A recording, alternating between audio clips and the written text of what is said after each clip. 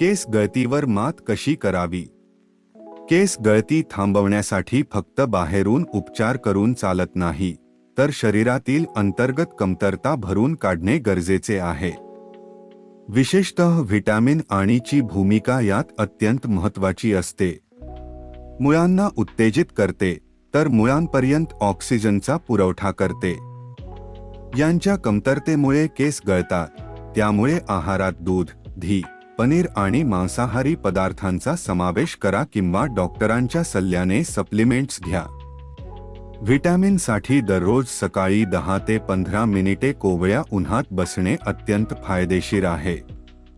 नेहमी सल्फेट आणि परबेन free mild shampoo वापरा आणि आठवड्यातून फक्त 2 ते 3 वेळाच केस धुवा.